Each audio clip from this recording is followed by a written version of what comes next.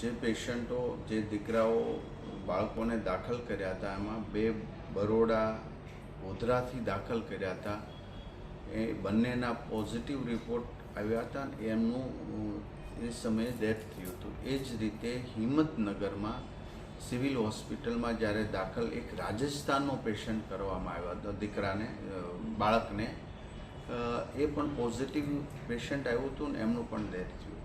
તો ચાંદીપુરા વાયરસથી અત્યાર સુધીમાં 3 બાળકોના ડેથ થયા છે અને એક બાળક વિસનગરનું છે, જેને અમે વડનગર હોસ્પિટલની અંદર દાખલ કર્યું છે, જે પોઝિટિવ છે.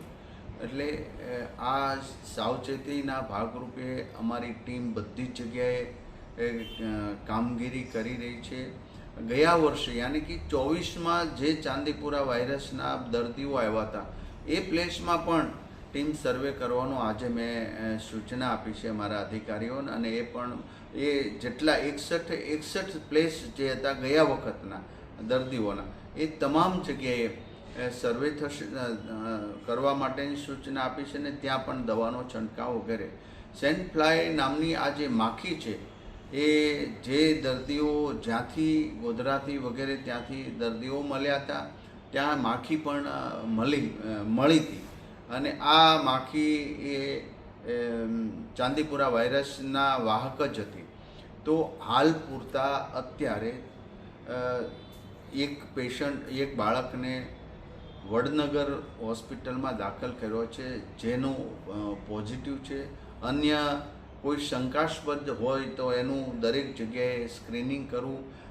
પ્રાઇવેટ હોસ્પિટલમાં પણ દાખલ થાય તો સરકાર સાથે સંકલન કરવા માટેના ચાઇલ્ડ સ્પેશિયાલિસ્ટ ડૉક્ટરોને પણ આજે સૂચના અમારા અધિકારી દ્વારા આપવા માટે મેં કહ્યું છે.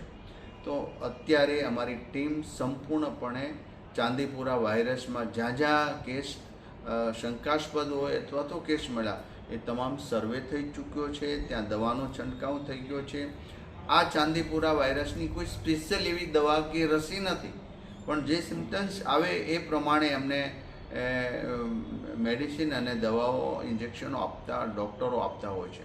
માટે અત્યારે કોઈ જ એવું ગભરાટ ફેલાવવાની એ જરૂરિયાત નથી, પરંતુ સાવચેતી રાખીએ આપણે કે બાળકને તાવ આવતો હોય કે તુરંત પહેલું થયું તો નજીકના સરકારી દવાખાને અથવા PHC CHC સેન્ટર કે સબ સેન્ટર હોસ્પિટલ પર એમને લઈ જઈ એમની સારવાર માટે કરીએ છીએ. અમે ઘણાય આવા શંકાસ્પદ બાળકોના ટેસ્ટ કર્યા તો પણ એ મેજોરિટી નેગેટિવ જ આવ્યા છે. 3 બાળકોના મૃત્યુ થયા છે, એમના પોઝિટિવ રિપોર્ટ હતા અને એક બાળક અત્યારે દાખલ છે એ પણ પોઝિટિવ છે. એટલે અન્ય જગ્યાએ કોઈ ગભરાટ ન ફેલાવતા ફેલાય એ માટેની હકીકતની જે માહિતી છે અમારા આરોગ્ય વિભાગનું જ માન્ય રાખવું. ઘણાય વોટ્સએપ સોશિયલ મીડિયામાં પોતપોતાના રીતે મૂકતા હોય, પણ એવી લેભાગુ તત્વો દ્વારા મુકાયેલી માહિતીમાં વિશ્વાસ ન રાખવો. રાજ્ય સરકારના અમારી ટીમ અને આરોગ્ય વિભાગથી જે સજેશન મળે અને જે માહિતી મળે એ સાચી હોય છે. કારણ કે તો જ નહીતર ગભરાટમાં ઘણા લોકોના મેન્ટલી પણ પ્રોબ્લેમ થતો હોય, તો એવી ગભરાવાની જરૂર નથી. ટીમ સતત કામગીરી કરી રહી છે.